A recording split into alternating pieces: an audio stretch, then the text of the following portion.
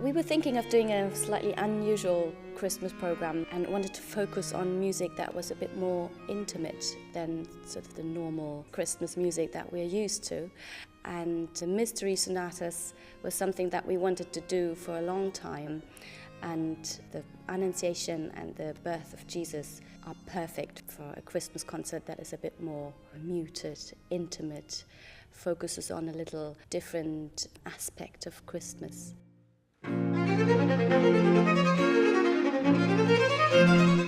I always think Biber had two different sides. One was the very sort of outgoing, impressive side. He was probably the most virtuosic violin player before Corelli and then Vivaldi. But the other side is the more meditative side that comes across in these sonatas. So the key of the piece is B minor. It's a very sensual color, quite muted for a violin, very dark in some ways. It's as if one knows already that the fate of Jesus is dying on the cross.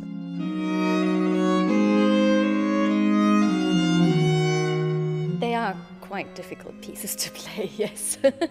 But it's a different kind of technicality, I think, because they're all written for different kinds of scordatura. Scordatura means that the violin is tuned in a different way from the normal G-D-A-E tuning in fifths.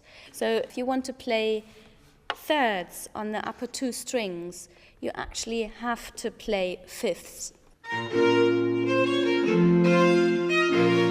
Most of these sonatas are either a dance movement. This sonata has one little bit in it that always reminds me on all the shepherds rushing to see the baby Jesus being born. It's a little presto bit just after the initial introduction of the piece. And afterwards comes a very joyful courant, as joyful as it gets in B minor.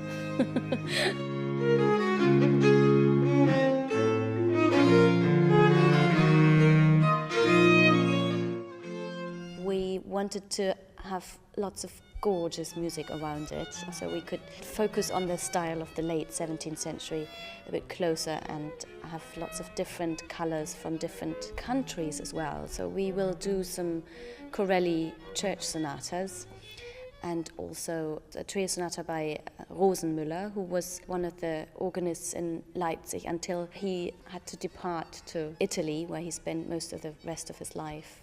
We will do two Purcell trio sonatas as well.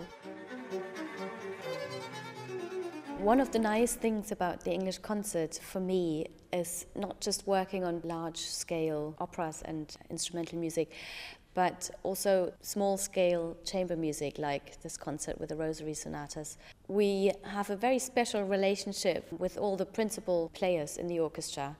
We all do chamber music together, and I think that brings a better understanding of each other's playing, and in the end also benefits the big-scale productions like Handel operas and oratorios, because we know how we react to each other.